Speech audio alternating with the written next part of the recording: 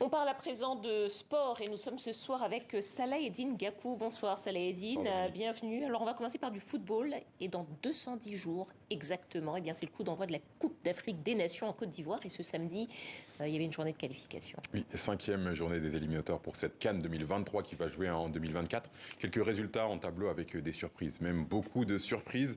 Victoire de la Zambie 3-0 face à la Côte d'Ivoire dans le groupe H. La Centrafrique s'est inclinée face à l'Angola 2-1. Victoire de l'Afrique du Sud face au Maroc dans le groupe K 2-1.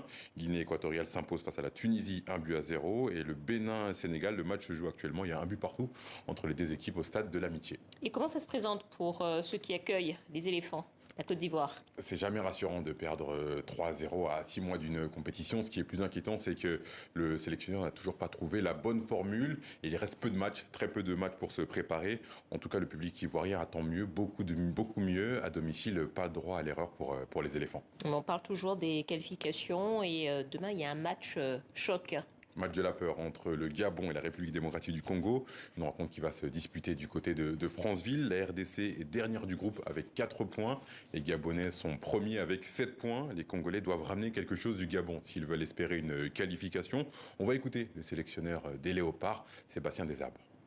Effectivement, moi j'avais pas joué contre le Gabon puisque j'étais arrivé après les 2 défaites.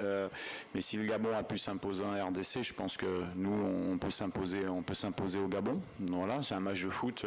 Il y a toujours 3 issues, même si l'adversaire a l'avantage de recevoir. Mais pour nous c'était un avantage à l'aller. Puis finalement on n'en avait pas profité. Donc ça, on y va avec un état d'esprit conquérant. On connaît nos forces.